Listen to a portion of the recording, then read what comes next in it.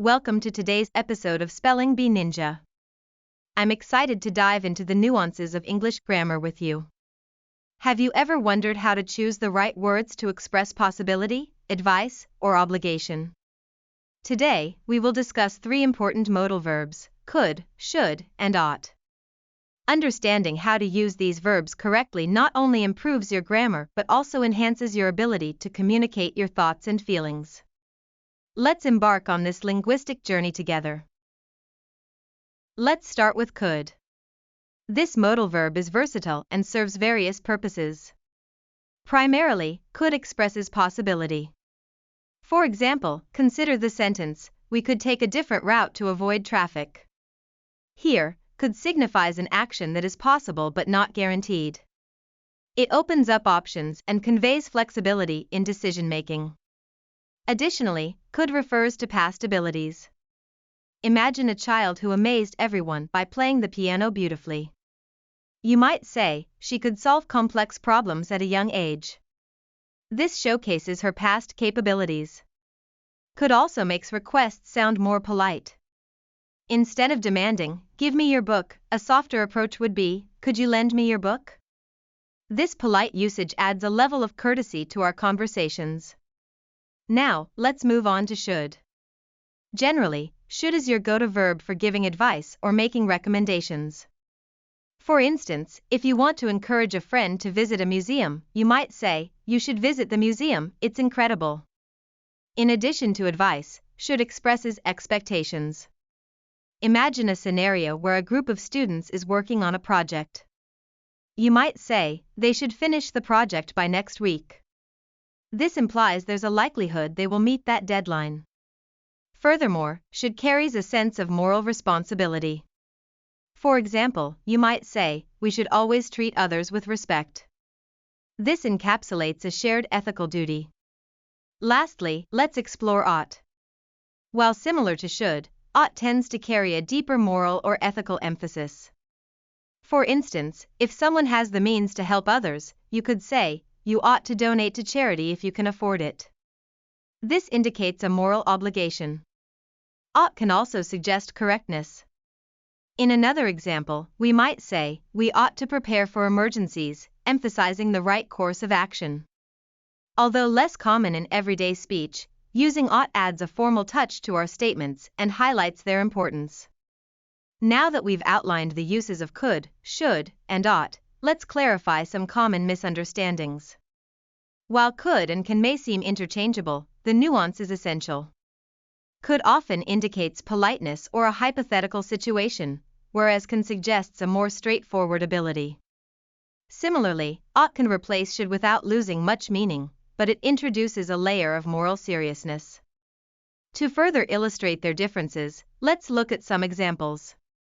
First up, could. "We could go to the park if the weather clears up," showcases possibility.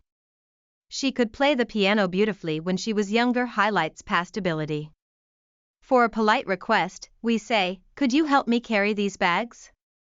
We also mention unrealized possibilities, like, "He could have joined the team, but he chose not to."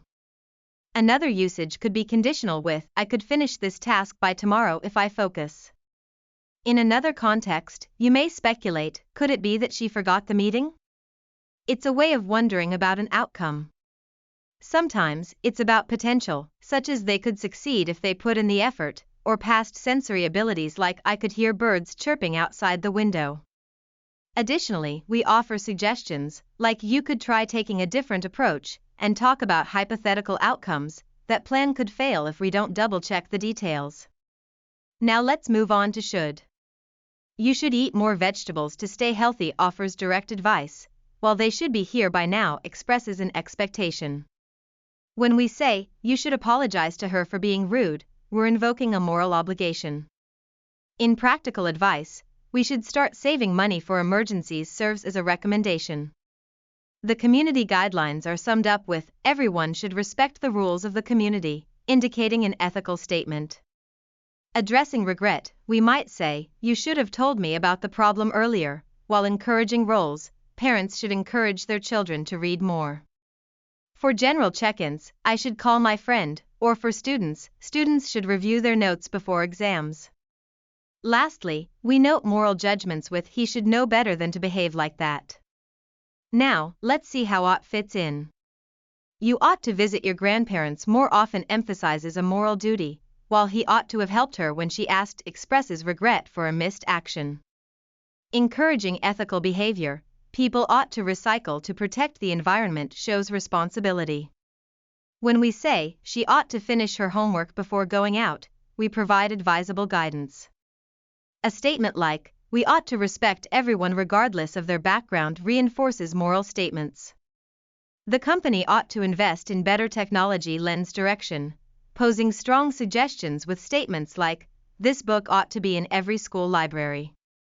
We also advise caution, you ought to be careful while driving in the rain, and make moral judgments with he ought to be punished for his misconduct.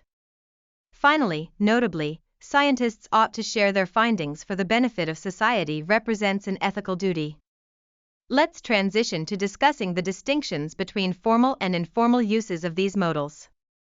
Informally, if you ask about your ability, you might say, I can attend the meeting, whereas a more formal version would be, I am able to attend the meeting. Regarding possibility, the report can be late is casual, while the report may be submitted late is more formal. In terms of asking permission, you might say, can I leave early, informally, and switch to may I leave early, formally. When expressing strong obligations, you must finish this today is informal, contrasting with you are required to finish this today in formal usage.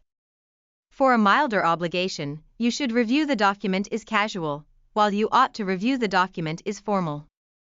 Exploring necessity, I have to submit this by Friday feels informal compared to the formal it is necessary to submit this by Friday. For politeness in requests, can you help me, feels casual, while could you assist me, sounds more formal. When talking about future intentions, I will send the email carries less weight compared to the formal I shall send the email. In giving advice, you should talk to your manager is less weighty than you ought to consult your manager. Similarly, for past abilities, he could have called contrasts with he might have called earlier. Lastly, when indicating non-obligation, you don't have to come as casual, while you need not attend is the formal counterpart. As we wrap up, it's important to remember that mastering these nuances takes practice. Immerse yourself in examples, engage with exercises, and keep experimenting with these modals in your conversations. Each time you use could, should, and ought correctly, you'll be enhancing your ability to express yourself clearly and effectively. I encourage you to visit Spelling Bee Ninja's resources for interactive tools that focus on modal verbs. Embrace the process of learning, it really pays off. To summarize, we've explored the modal verbs could, should, and ought in depth. Remember, could indicates possibility and politeness for requests and expresses past abilities. Should is your verb for advice, expectations, and moral duties. It guides us in everyday decisions and highlights what is right. Ought is similar but often adds a deeper moral weight to statements, reminding us of our responsibilities. Distinguishing between these helps you communicate nuance and clarity in English.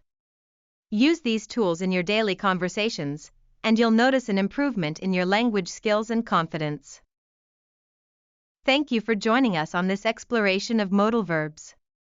Remember to practice using could, should, and ought in your everyday conversations. The more you practice, the more natural it will become.